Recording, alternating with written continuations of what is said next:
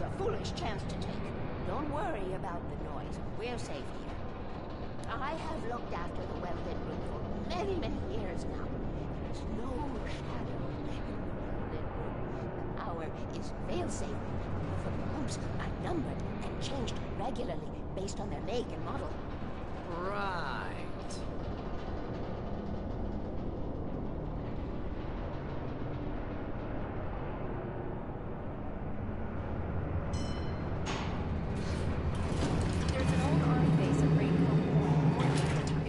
During the Second World War. They operated here back then. They must have built this.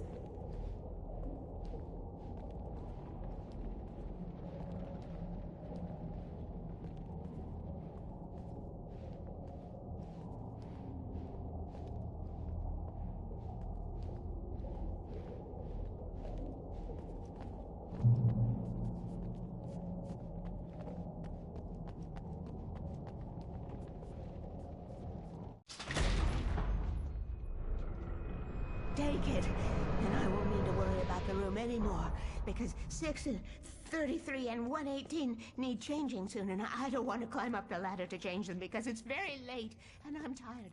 And if you take it, I won't have to do that anymore. The page was autobiographical, a memory from my childhood. But I didn't write this. It was a page written by Thomas Zane. None of them were supposed to exist anymore. Alan, 7 years old, would fight sleep to the bitter end.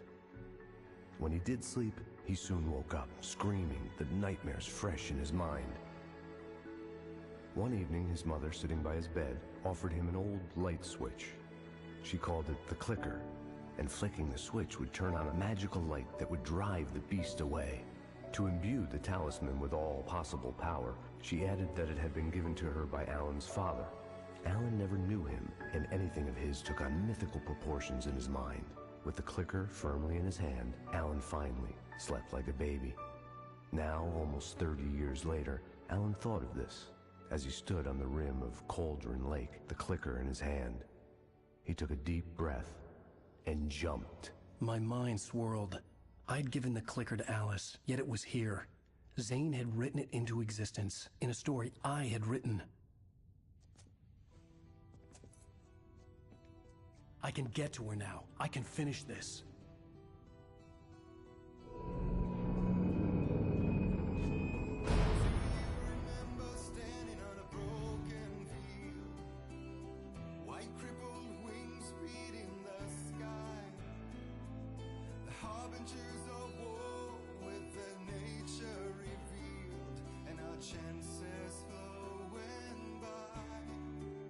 Previously on Alan Wake, I wrote a horror story that has come true. Thomas Zane did the same in the 70s. You will go no further. If I continue like the Dark Presence wants me to, the story I'm writing won't save Alice. It's a horror story. No one will survive. You knew Zane! Thomas Zane! You're the Lady of the Light in the song! He left something behind to help me. The clicker. Alan thought of this as he stood on the rim of Cauldron Lake, the clicker in his hand. He took a deep breath and jumped. I can get to her now. I can finish this.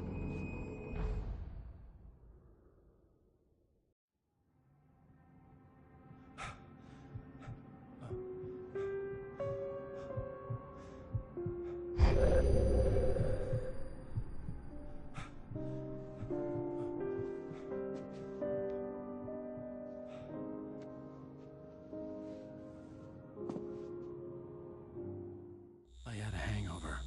My head was about to explode and the light hurt my eyes. I needed my sunglasses and painkillers to dull the pain. In one of my finer moments of self-deception, I swore to quit drinking.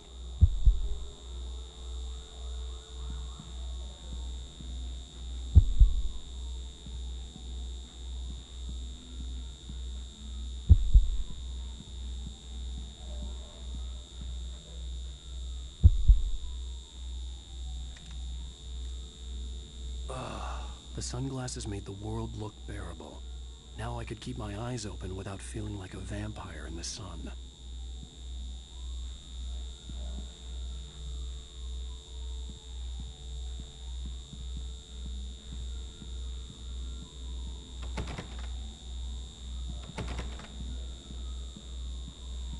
I wasn't sure I'd make it out there without some painkillers.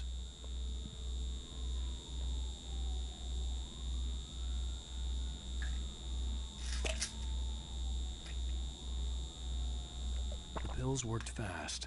The prospect of being awake started to seem bearable again.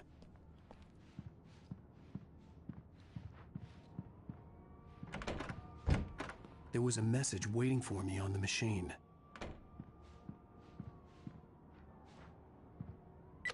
You have one new message. Al! Are you still asleep? Wakey, wakey! You should have your show on your TiVo. If Alice wasn't too mad to record it. As she called me earlier and really chewed me out. Yeah, we went a little overboard last night. But parties are a part of this business. Al, look, I'm saying this as your friend. She's not doing your career any favors by trying to run your life like that, okay? I'll talk to you later, Al. Watch the show!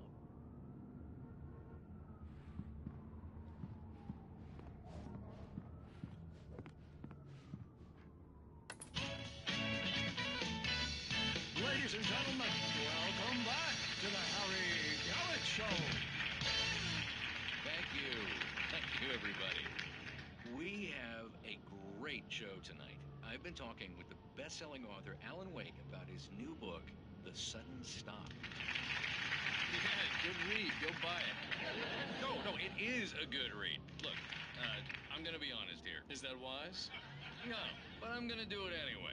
I got people who give me the lowdown on books. I'm a busy guy. But this one, I actually read from cover to cover. I mean, I'm a big fan. Wow, thanks. Now, this might be a spoiler for those who haven't read the book yet.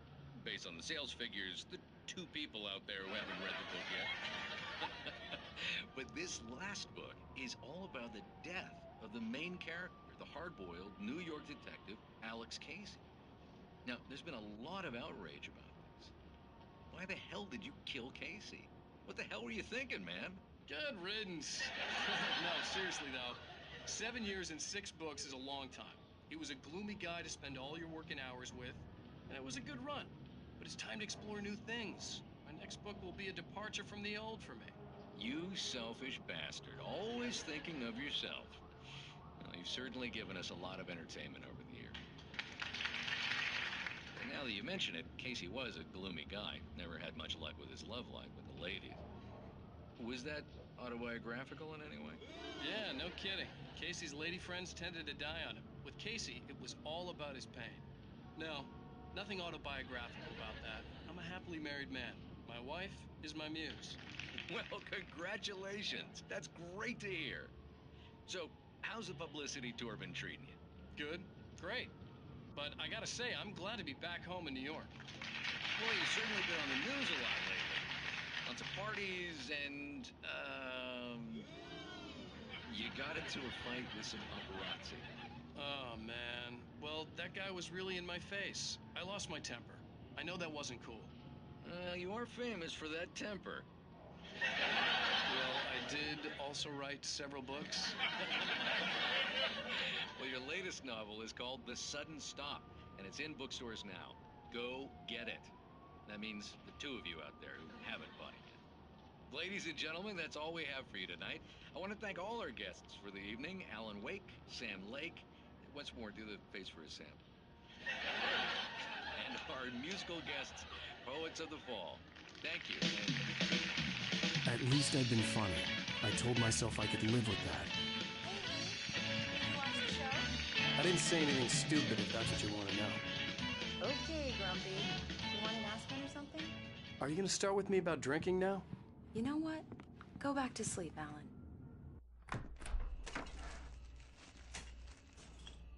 What? Now you can't even talk to me? Well, this morning I was angry because you said you'd be home at midnight and you showed up at 7 a.m. and passed out in mid-sentence. Now I'm over it. Are you angry? This goddamn tour. It's gotten out of hand. Oh, honey. It's almost over, right? We can get back to normal. Then you can start writing again. I'm sorry, honey. Alan, you're not thinking straight. Just take a shower and go back to bed, huh? Yeah, you're right, honey. I'm sorry. Once this is over, let's go away together. A vacation. Just you and me. Some peace and quiet.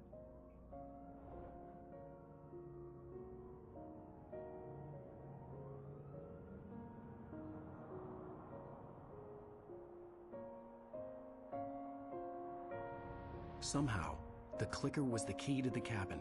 I had to return to Cauldron Lake to save Alice.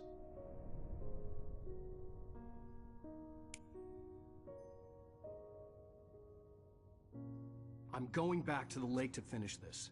I'm going to write an ending to the story in the manuscript on my own terms, to make it all right. Why can't you just write it here? The last page is still in the typewriter. I need to read it first. Everything needs to be just right. Zane tried to cut some corners, and it didn't end well. Okay, ready when you are. I'm sorry, Sarah, but I need to do this alone. Barry, take her gun. Miss Weaver, close the door when I leave.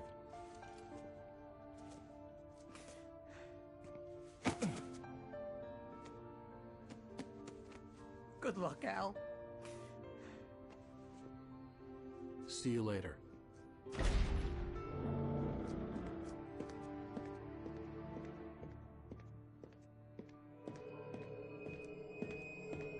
When I got out, it was warm and sunny.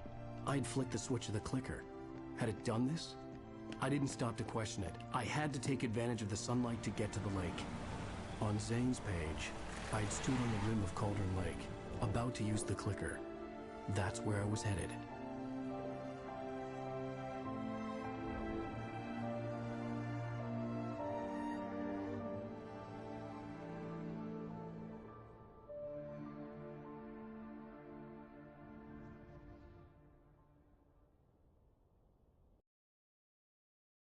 Alone, in daylight, surrounded by the beauty of the Pacific Northwest landscape. It was hard not to let doubt creep in one last time. I could still chalk everything up to a dream, a delusion. I had enough imagination to make up something like this, having been in the cabin all this time, trapped in a story inside my head, gone mad from grief over Alice's death like Hartman had claimed. There would be no way of knowing. I told myself it didn't really matter. My course was set.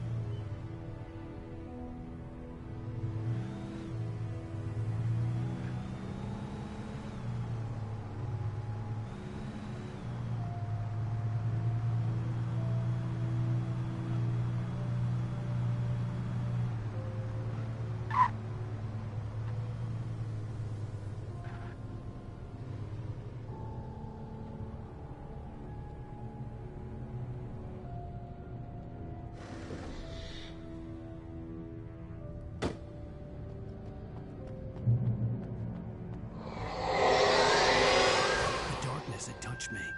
There was a link between us, always would be. I could feel its presence again, getting closer.